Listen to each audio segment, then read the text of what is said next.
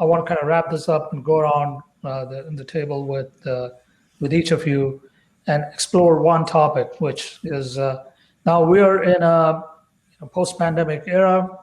A lot of things have changed about how healthcare is accessed and delivered. And as a part of that, a lot of things have changed about how patients communicate with providers and vice versa. A lot of it has gone online. So what does this group think is the emerging trend in terms of how patients want to or are communicating with their providers and vice versa?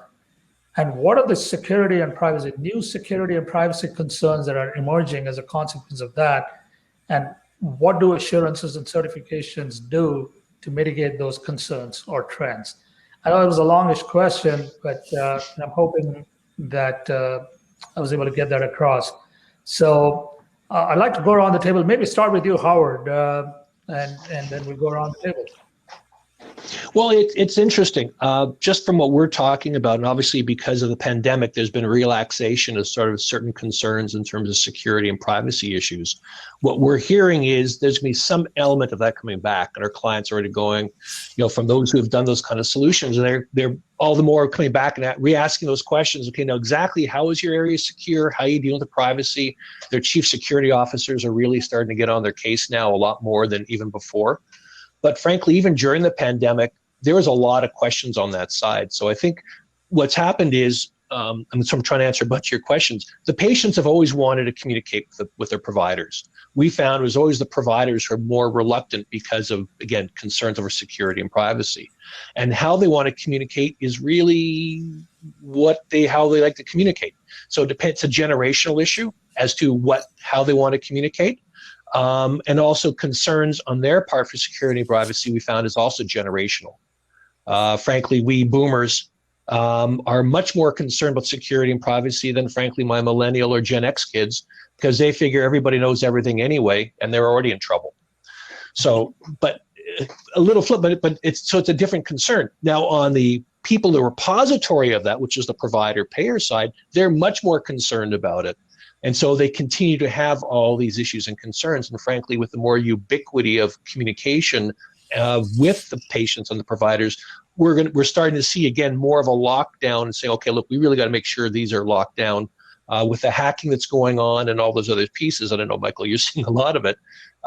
There's actually a growing concern in that area. So you're going to have both sides going simultaneously. You're going to have more ubiquity and allowance of the patients to communicate in a variety of remote ways with their provider and payers. At the same time, I think you can get a much bigger concern of security and privacy because you've got this wider range and ubiquity and BYOC, bring your own communication, and people fighting against apps as a result because of app fatigue. Michael Mead, what about you? What are your thoughts? I believe that it's going to be along the lines of secure portals and exposure of that portal either through the web or through an app.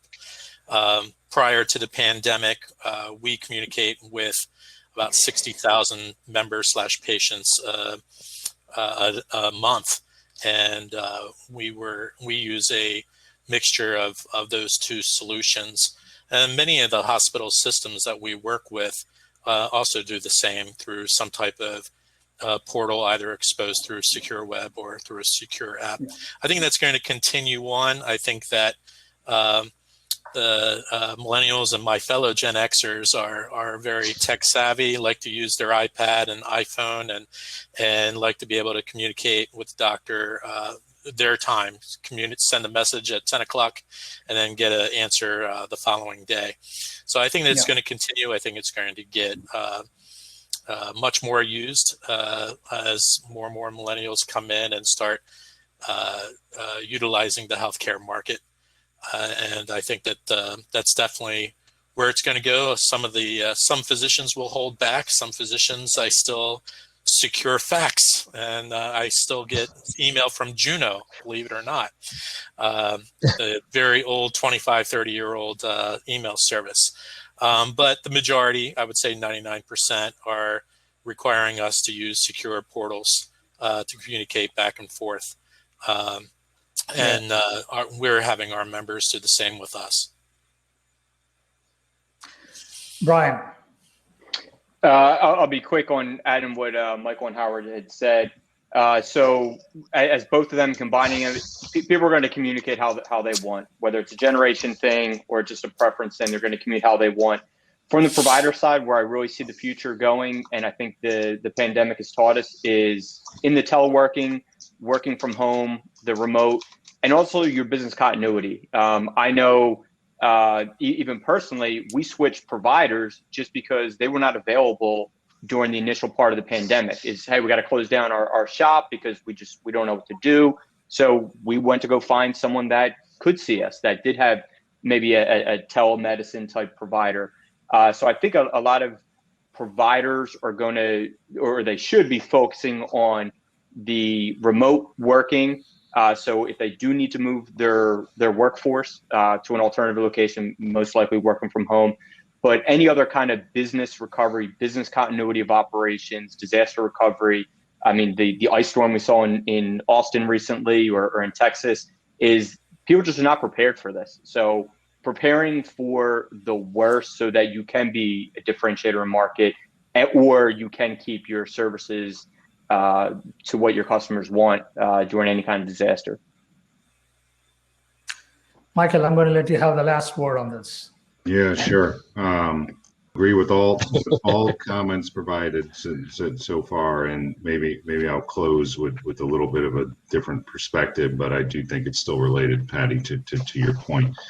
You know, when you look across all the different industries that we're familiar with, there's very few, I think, that translate into the highest, most impactful risk that we can define. At the end of the day, we're all talking about risk, right? And I would put that in three different categories. It's critical infrastructure, a lot of the things that Brian was talking about, right? NERC and FERC and some of the things that are in place there. You can even put DOD within there as well. It's travel and hospitality, right? So airlines, hotels, et cetera, and it's healthcare.